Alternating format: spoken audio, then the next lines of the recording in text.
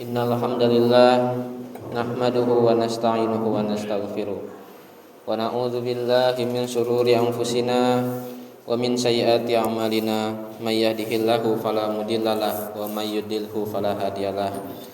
Asyhadu an la ilaha illallah wa asyhadu anna Muhammadan abduhu wa rasuluh alladzi la nabiyya ba'da.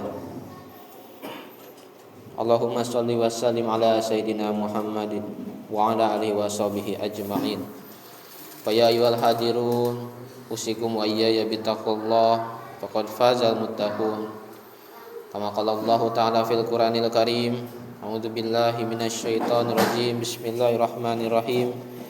Ya ayyuhalladzina amanu taqullaha haqqa tuqatih wa la tamutunna illa wa antum muslimun.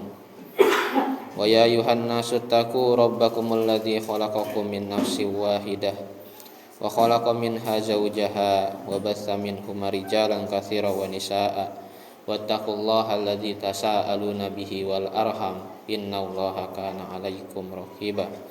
Yuslih lakum a'malakum wa yaghfir lakum dzunubakum wa may yuti'illaha wa rasulahu faqad faza fawzan 'azima. Jamaah salat Jumat di Masjid At-Taubah, yang semoga dengan amal ibadah yang kita jalankan ini menjadi wasilah agar Allah menerima taubat kita sebagaimana nama masjid jami kita. Alhamdulillah atas nikmat Allah kita bisa melangkahkan kaki kita, bisa meringankan hati kita untuk bisa melaksanakan salah satu ibadah. Maka sejatinya kita selaku hamba hanya bisa mengucapkan rasa syukur kepadanya. Salawat serta salam kita curahkan pada junjungan kita Habibana wa Nabiyana Muhammad sallallahu alaihi wasallam. Tak ada sosok yang patut kita teladani kecuali kepribadian beliau. Tak ada aturan hukum yang harus kita jalani kecuali syariat yang dibawa oleh beliau. Semoga keselamatan tercurah kepada beliau, pada para keluarganya, para sahabatnya, juga generasi-generasi setelahnya, termasuk kita selaku pewaris-pewaris perjuangan beliau yang sudah ditakdirkan untuk meneruskan perjuangan Islam ini sampai akhir hayat kita kelak. Semoga kita termasuk hambanya dan juga golongan umatnya yang istiqomah di dunia dengan sunnah-sunnahnya sehingga di akhirat bisa mendapatkan syafaatnya. Amin ya rabbal alamin.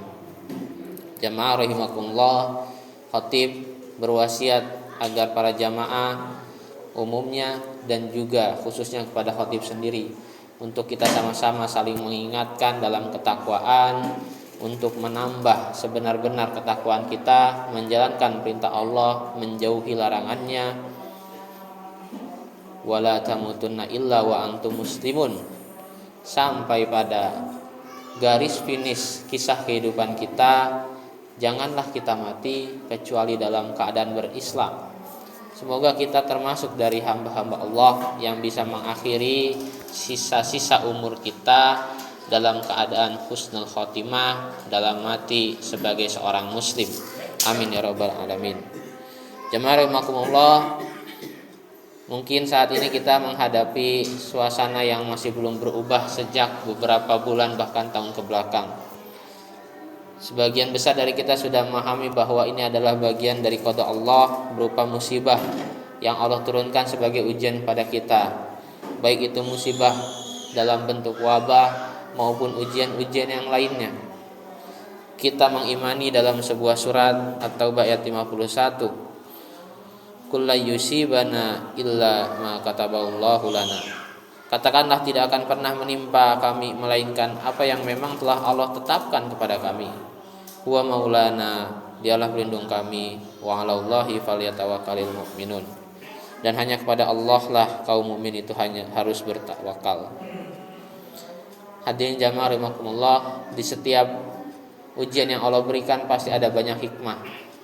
Yang salah satu dari ujian wabah ini kita bisa melihat bahwa kita adalah selaku makhluk yang banyak melupakan nikmat Allah, terutama nikmat kesehatan. Dalam sehari saja kita bisa bernafas sekitar 23.000 kali.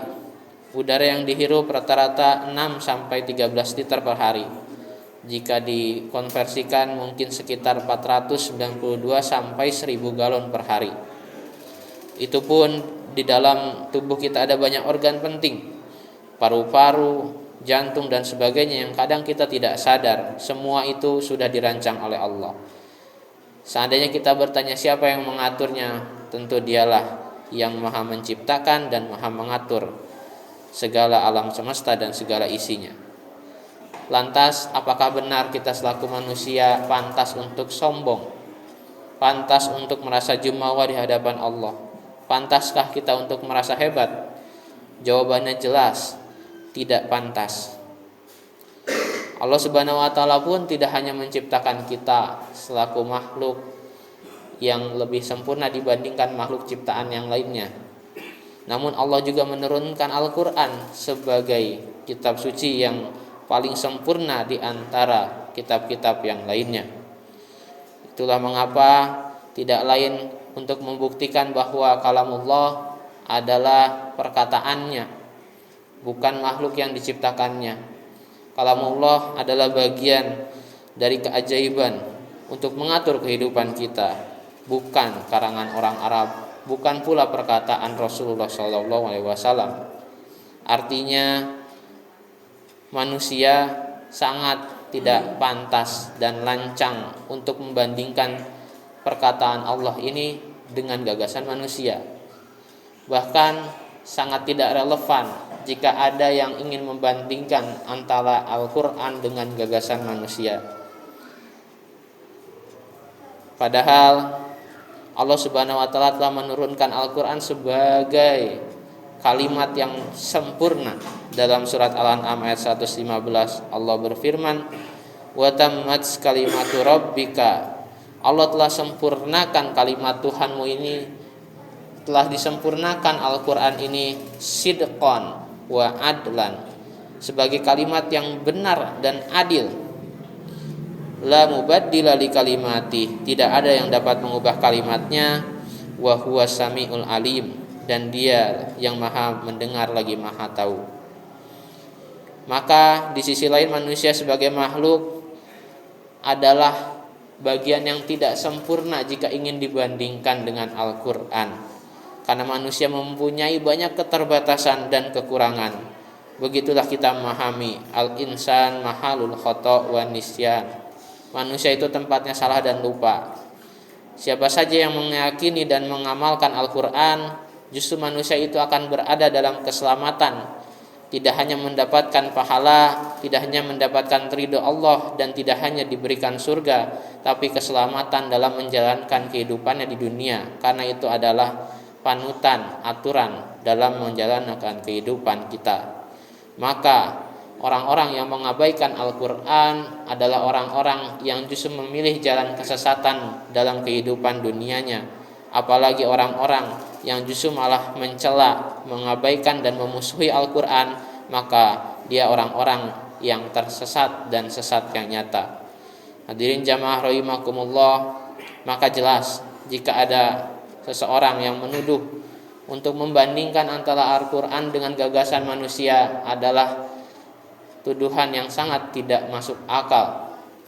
Apalagi jika kita harus memilih di antara salah satunya. Dan apalagi kalau misalkan kita dituduh sebagai seorang yang ketika memilih Al-Quran malah dituduh sebagai intoleran, dituduh sebagai orang yang tidak menghargai pendapat orang lain. Itu adalah tuduhan yang sangat tidak mendasar. Jangan sampai justru ketika kita memilih Al-Quran sebagai kitab suci kita, malah kita dituduh sebagai orang-orang radikal. Dan apalagi kita melihat radikalisme sebagai cap yang negatif di mata orang-orang, apakah mungkin dengan memilih Al-Quran artinya kita menjadi orang-orang yang buruk? Na'udzubillahi min dzalik. Jamaah rahimakumullah, ingatlah Al-Quran adalah petunjuk dan cahaya kita. Dalam sebuah hadis Rasul pernah menyampaikan, taraktu fikum amroyni, aku telah meninggalkan kalian dua perkara, lan tadillu mata masaktum bihima, yang kalau kalian pegang itu maka kalian tidak akan tersesat selamanya. Apa saja dua itu? Kitab Allah, yakni kitab Allah atau Al-Quran, wa sunnah rasuli atau sunnahku. Al-Quran adalah petunjuk bagi hidup manusia, sebagaimana di surat An-Nahl ayat 89 Allah berfirman, wa nazzalna 'alaikal kitaba tibyanan likulli syai' huda wa rahmah wa busyra lil muslimin. Kami telah menurunkan padamu Al-Quran atau Alkitab ini untuk menjelaskan segala sesuatu sebagai petunjuk, rahmat, dan juga kabar gembira bagi orang-orang yang berserah diri.